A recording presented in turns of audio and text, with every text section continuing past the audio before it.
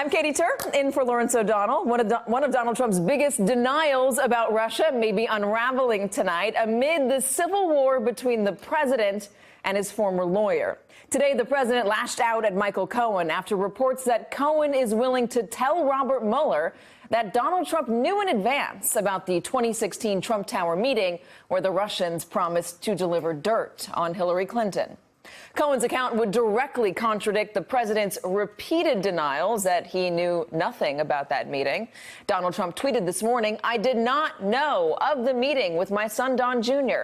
Sounds to me like someone is trying to make up stories in order to get himself out of an unrelated jam." Trump added, taxi cabs, maybe? An apparent reference to the federal investigation of Cohen. The question now, what did Donald Trump know? The president's story about the Trump Tower meeting has already shifted. His lawyers claimed he was not involved in a statement falsely claiming the meeting was about adoptions. Then they admitted in a memo that he dictated the statement. Now, the strategy for Donald Trump is to attack Michael Cohen to boost the president's credibility.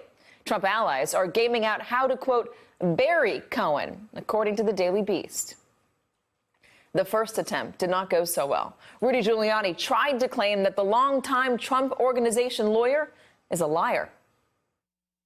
I expected something like this from Cohen. He's been lying all week. I mean, he's been lying for years. There's nobody that I know that knows him that hasn't warned me that if he's back is up against the wall, he'll lie like crazy because he's lied all his life. But today, Team Trump was reminded that the same Rudy Giuliani said this about Michael Cohen just a few months ago. He doesn't have any incriminating evidence about the president or himself.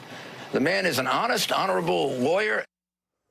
Cohen's story may be just as dangerous for Donald Trump Jr. as it is for the president. Cohen reportedly wants to tell Mueller that Donald Trump learned of the Trump Tower meeting from Don Jr.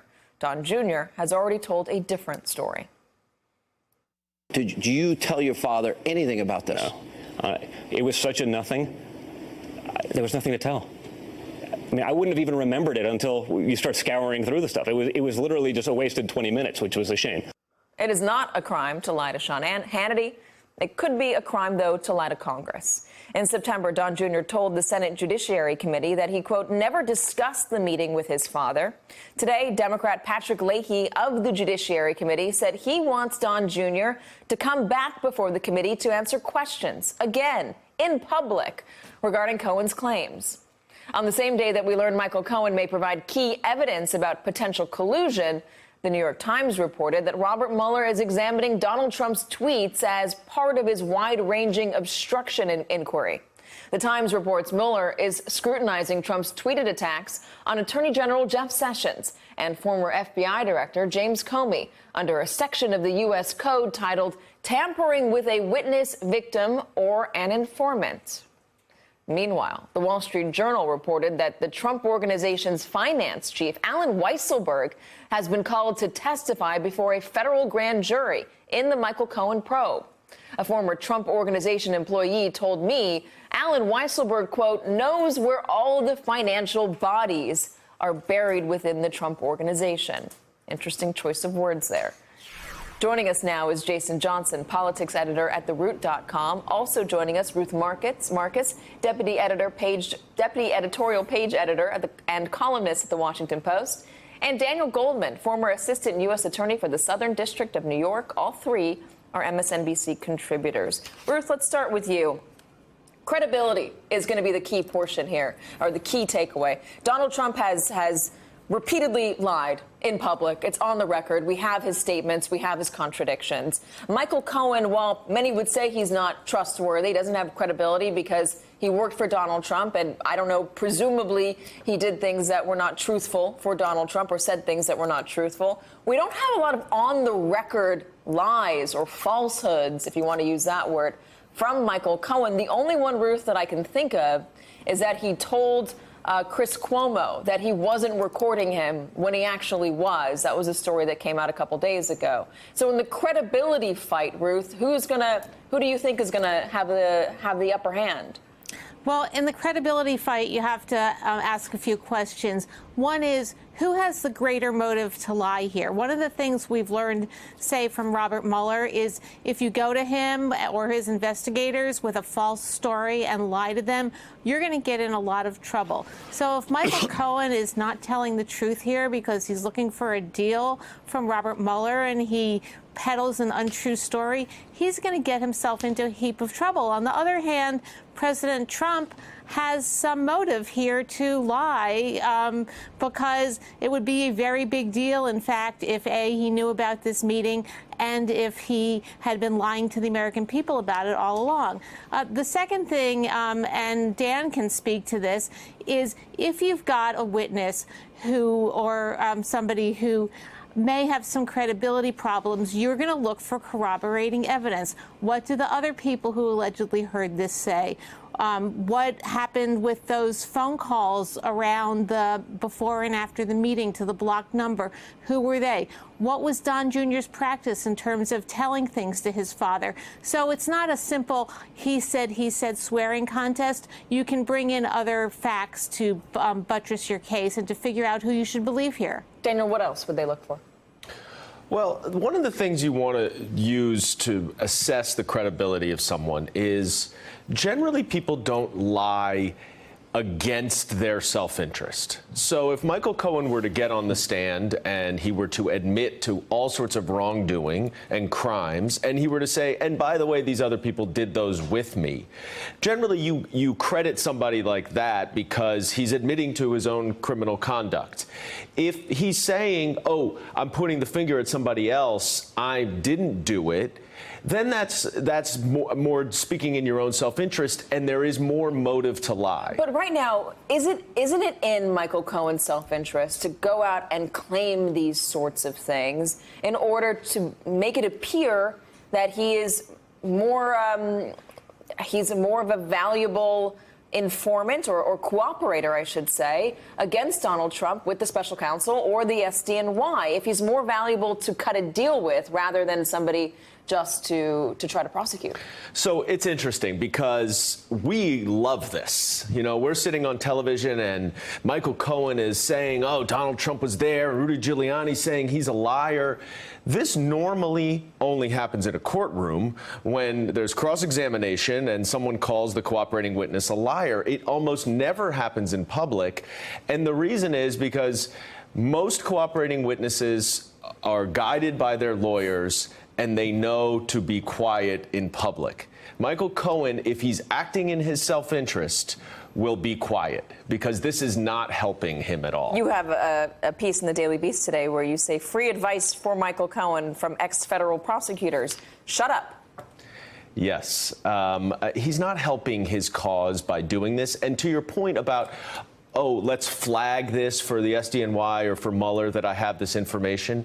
He doesn't have to do that in public. He has an incredibly able and capable, experienced lawyer who is very used to having these conversations with prosecutors, who are very used to having those conversations with defense lawyers. That's the proper way to do it. The way he's doing this in public is only hurting him. Regardless, it is getting ugly, certainly in public. Here's a new report from Emily Jane Fox of Vanity Fair. There is an increasing sense inside Cohen world that Trump's former attorney is ready to torch the man he once vowed to take a bullet for, telling allies about a, quote, treasure trove of material that he could unleash to create headaches for Trump. There's a lot more to come, he has said. There's a lot. Jason, what do you think of that?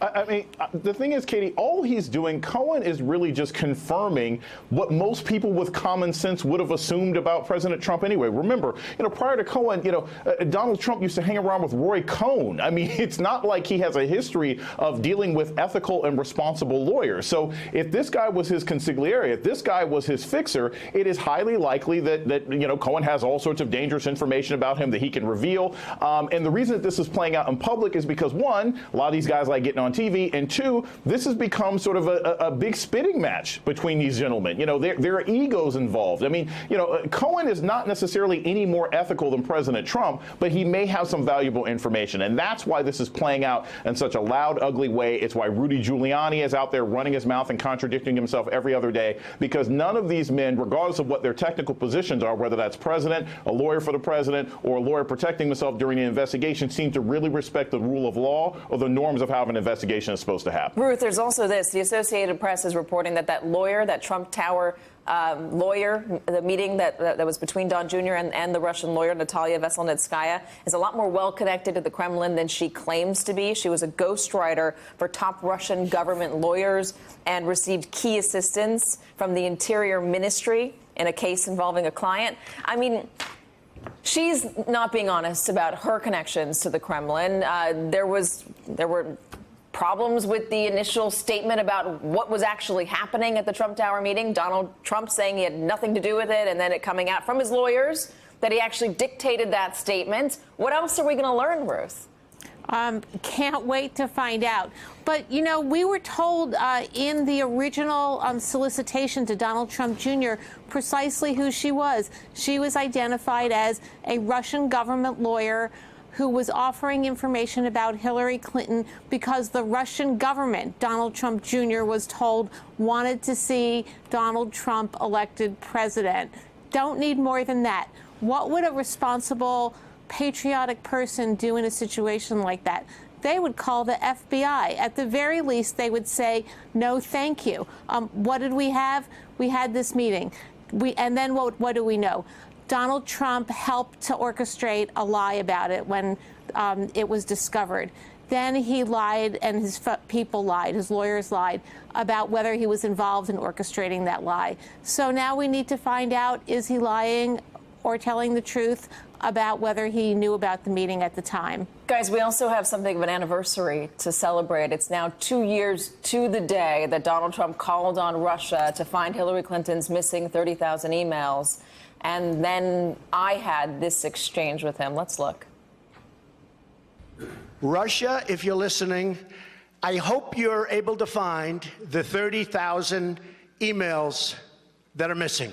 You said the Russians, I welcome you to find those. You said I welcome them to find those 30,000 emails. Well, they probably have them. I'd like to have them released. But does that not give you pause? No, gives me no pause. If Russia or China or any other country has those emails, I mean, to be honest with you, I'd love to see them. Daniel, that date keeps coming up. It was in the Mueller indictment a couple weeks ago. We know that the investigation really started to get interesting into the Trump campaign and what they had to do with Russia because of that exchange, because people in the intelligence community were like, what is going on? Why is he saying that? Why would Donald Trump call on Russia specifically to find Hillary Clinton's emails?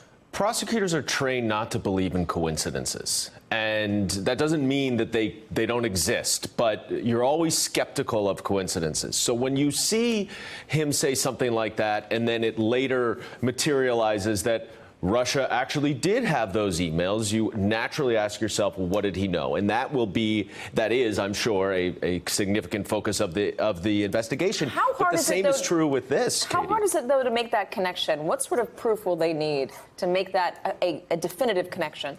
Well, look, there's going to be internal emails, memos, text messages. There's all sorts of documentary evidence in this day and age with communications. And that will also be the case as relates to this Trump Tower meeting, when Trump promises a big speech on Hillary Clinton that is supposed to follow this meeting, and then the meeting is a fail and that speech never happens. The same kind of thing is going on in both instances. Daniel Goldman, thank you very much. Ruth Marcus, Jason Johnson, we appreciate it. Thanks for checking out our YouTube channel. Subscribe by clicking on the button below for more from The Last Word and the rest of MSNBC.